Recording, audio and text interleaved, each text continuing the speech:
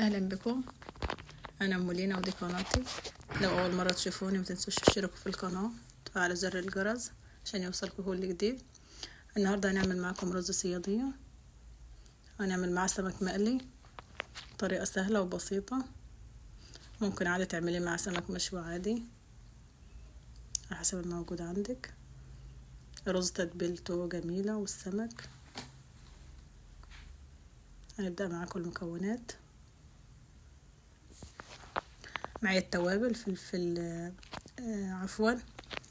فلفل حار احمر وفلفل اخضر وتوم وكمون وكزبره وملح بابريكا شويه شطه، كل حاجه منها معلقه معلقه. افرمهم في الكبه. ومعايا سمك هنا عملت له فتحات عشان تخش فيه التتبيله. نتبله من 2 ل3 ساعات حسب لو انت عندك وقت، يعني حتى تتبلي قبلها بليله.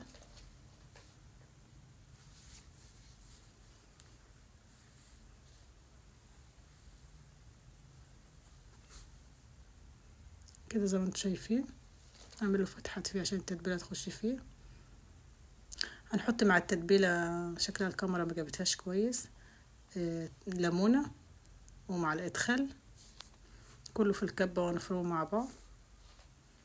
هنتبل السمك كويس لما التتبيله تخش فيه، احس ان التتبيله شربت السمك شرب منها كويس.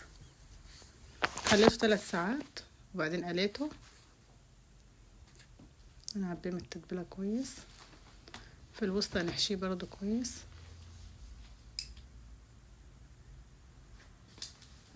خلاص تبلناه. هنعمل معايا هنا الرز. هناخد بصلتين نقطعهم شرايح رفيعه نفس الشكل كده. هنعمل الرز، ممكن طريقه اول مره تشوفوها مختلفه شويه بس تعجبكم جدا. سخنت معايا زيت درجه حراره متوسطه مش عاليه قوي.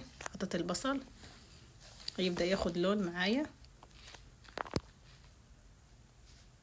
خلاص هنا خد لون اهو. هناخد نص البصل اللي انا فرمه في الكبه ناعم نستخدمه للرز، ونص التاني هنزين بيه.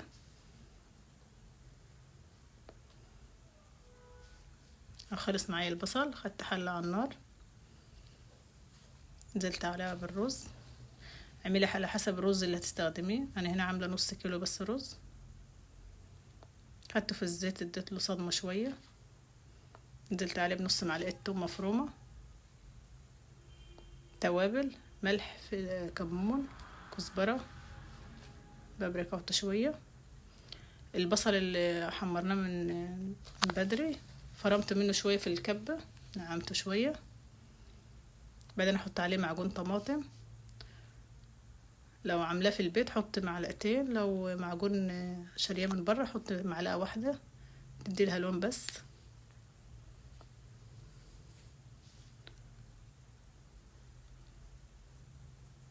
خلاص البصل اللي حمرته حطيت شويه عليه فلفل اخضر. هنبدا هنا نقلي السمك. حطيت نفس التوابل اللي حطيتها، كمون كزبره شطه. هنبدا نقليه، تبله كويس بالدقيق.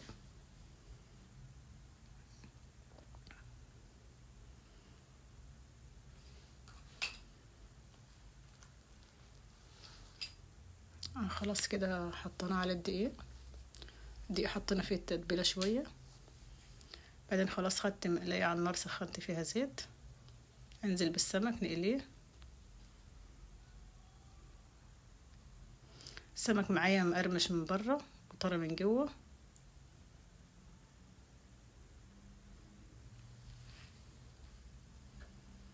السمك كده طعمها حلو في الاكل، يعني تشوفها كده هتلاقيها من جوه لحمتها بيضه وحلوه. مش عارفه اسمه ايه صراحه، نوعيه كويسه وزي البلطي يعني، بس في الطعم جميل بصراحه.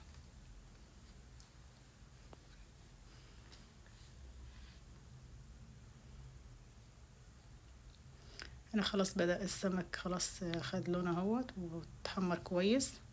السمك بقليه اخر حاجه عشان يفضل سخن. ورز معايا استوى اهوت.